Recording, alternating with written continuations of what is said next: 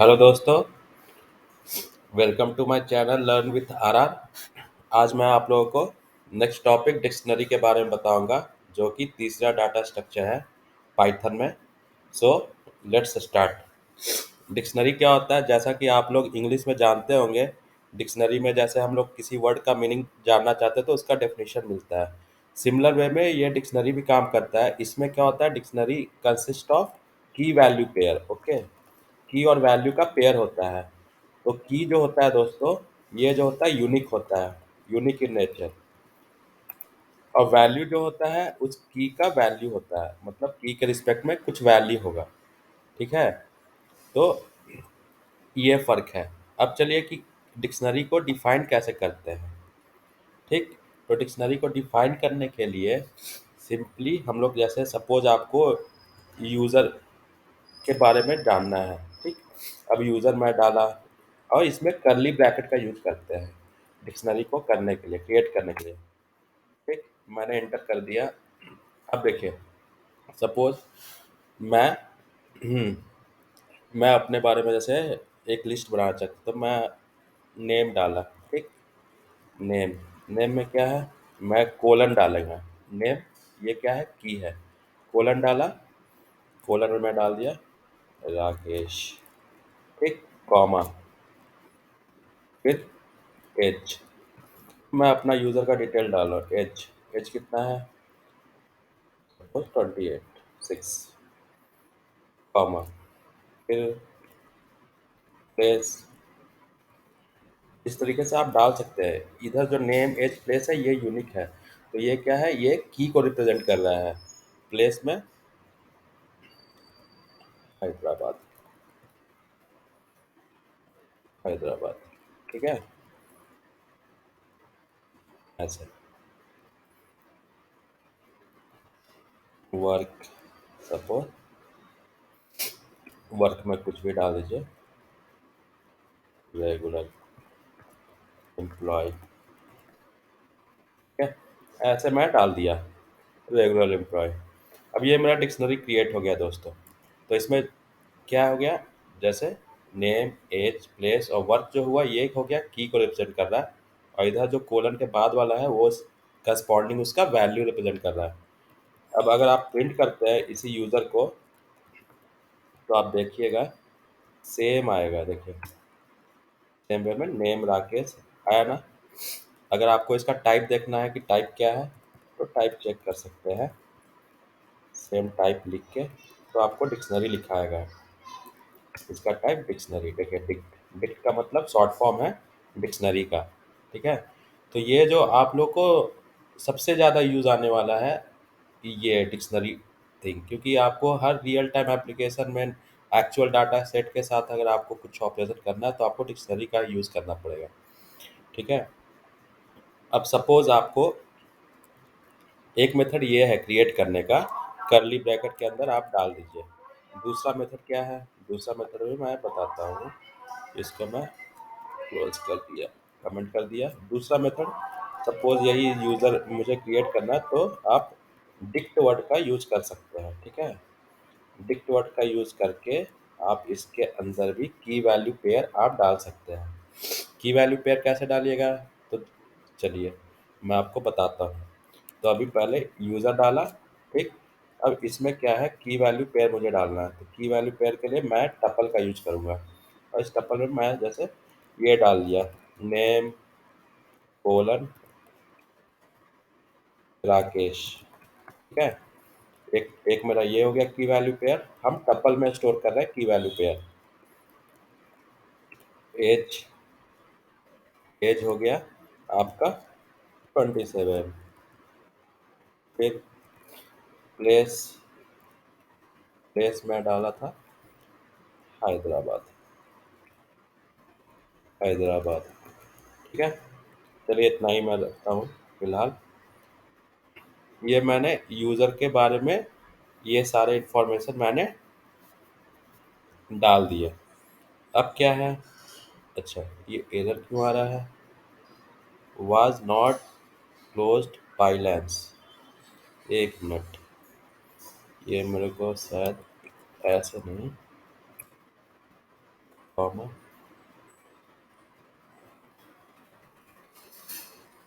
Comma,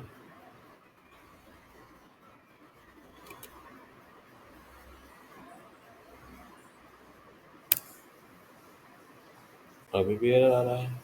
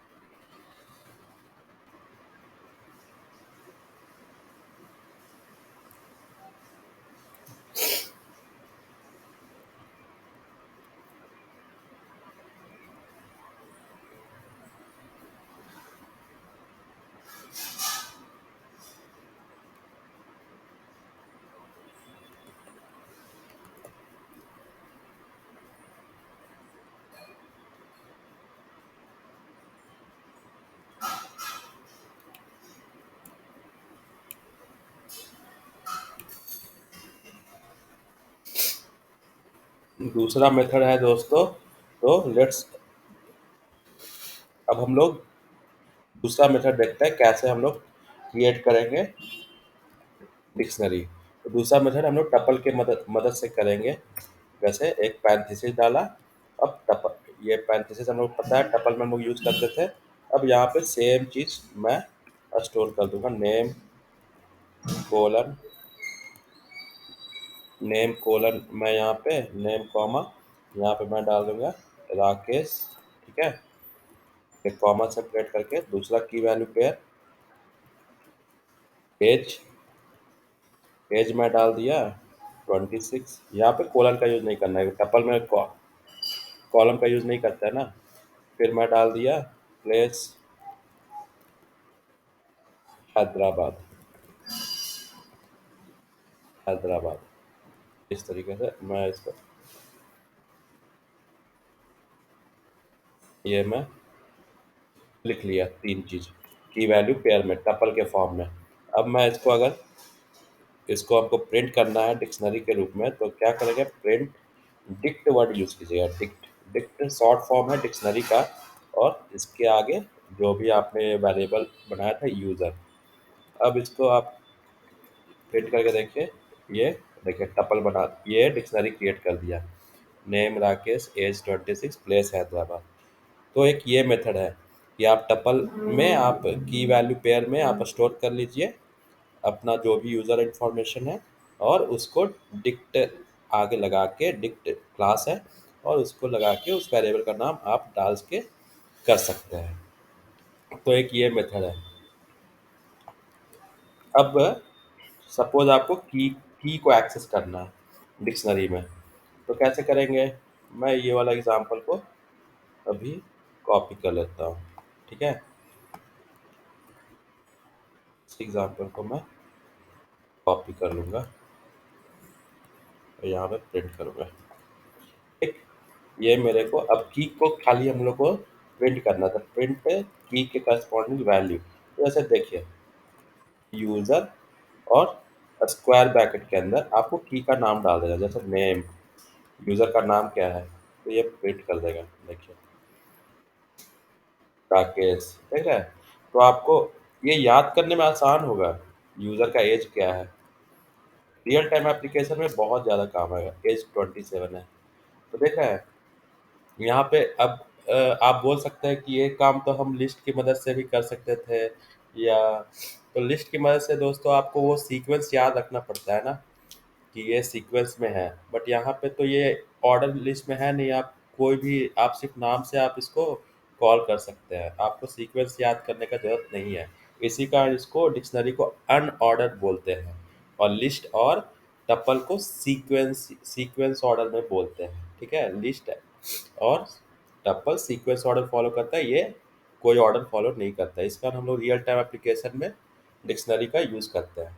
तो square bracket के अंदर अगर आप की लिख देंगे तो आपको उसका वैल्यू करस्पॉन्डिंग वैल्यू आपको मिल जाएगा।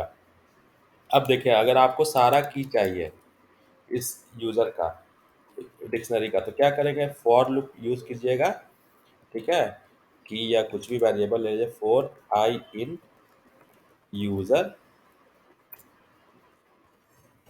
इंट, अगर मैं किया यूज़र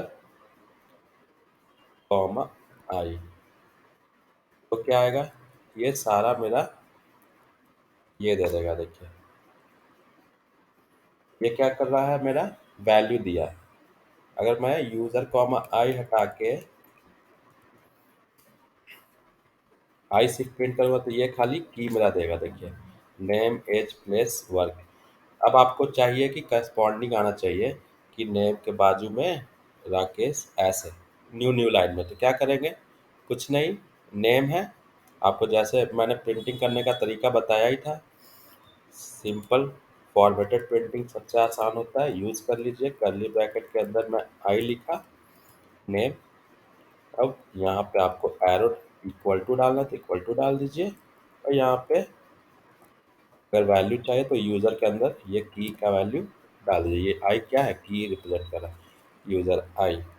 अब आपको करस्पॉन्डिंग सब यूज़र का आ जाएगा। देखिए name equal to Rakesh, age equal to 27, place equal to Hyderabad, work equal to regular employ. तो ये आप देख रहे हैं कि करस्पॉन्डिंग सारा आपका यूज़र का इंफॉर्मेशन ईजिली आपको मिल जा रहा है।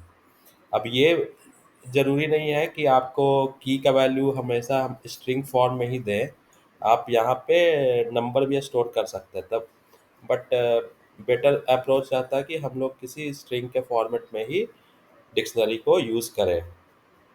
ठीक है, तो ये था डिक्शनरी। और इसमें और भी कुछ एक दो चीज़ मैं आप लोग को बता देता हूँ। एक तो है कि जैसे हम लोग लिस्ट के अंदर लिस्ट क्रिएट कर रहे थे, टपल के अंदर टपल क्रिएट कर रहे थे, इसी तरीके से इसमें भी आप डिक्शनरी के अंदर डिक्शनरी क्रिएट कर सकते हैं। वो कैसे, तो ये भी देख लेते हैं। तो सपोज आपके पास बहुत सारे यूज़र का इंफॉर्मेशन है, तो इसको स्टोर करने के लिए हम लोग नेस्टेड डिक्शनरी का यूज़ करेंगे। तो उसको कैसे क्रिएट करेंगे, पहले आप एक कोड डाल दीजिए, मैं डाला जैसे। अब हमको इसमें बहुत सारे यूज़र चाहिए, तो यूज़र वन, मैं यूज़र वन ऐसे लिया, कोलन। अब इसके अंदर मैं डाल दूंगा यूज़र वन का नाम, नाम मैं डाल दिया, नेम राकेश। ठीक है, एज 25, 35, प्लेस, प्लेस ये मैं डाल दूंगा इंडिया। ठीक है, ये मैं एक यूज़र का डाला, दूसरे के दूसरे यूज़र का भी आप डाल सकते हैं, user two. User two variable नहीं ले रहा है, क्यों नहीं ले रहा है, user one is not defined, report undefined variable. Okay, अब यूज़र टू है, यूज़र टू के अंदर कोलन डाल के मैं एक और डालूंगा सेम फॉर्मेट में, नेम एक्स वाई जेड मैं डाल दिया, एक्स वाई जेड कुछ भी नाम, एज 34, प्लेस कुछ भी डाल दीजिए, इंडिया ही रहने देते हैं। ठीक है, ये मेरा दो यूज़र का इंफॉर्मेशन मैं डाला एज फॉर एग्जांपल। अब मुझे इसके बारे में जानना है तो मैं क्या करूँगा, यूज़र इन्फो को मैं प्रिंट किया तो क्या आएगा, ये user one is not defined. User one ये क्या बोल रहा है, नॉट डिफाइंड, तो हमको यूज़र वन को भी डिफाइंड करना पड़ेगा। हम्म, तो यूज़र वन नॉट डिफाइंड आ रहा है तो एक मिनट,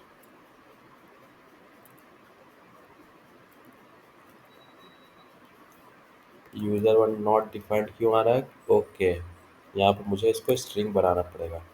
तब ये नहीं आएगा। यूज़र वन में यहाँ पे वेरिएबल ले रहा होगा ना, तो इसलिए अब ये मैं रन करूँगा। अब देखिए सारा आ रहा है ना, यूज़र वन का इंफॉर्मेशन, यूज़र टू का इंफॉर्मेशन। अब सपोज आपको यूज़र वन का नेम चाहिए तो आप कैसे जाएंगे लिए, तो आप इसके लिए कहा गया, हाँ, यहाँ पे यूज़र इन्फो के अंदर आप क्या करेंगे, यूज़र वन, यूज़र वन के बाद यूज़र वन तो स्ट्रिंग है ना कोड के अंदर, फिर इसके बाद आपको इसका चाहिए नेम, तो यूज़र वन का नेम क्या है, बस अब इसको रन कीजिए। ये देखिए यूज़र वन का name Rakesh, user two, user two का नेम एक्स वाई जेड आना चाहिए, एक्स वाई जेड, देख रहे हैं।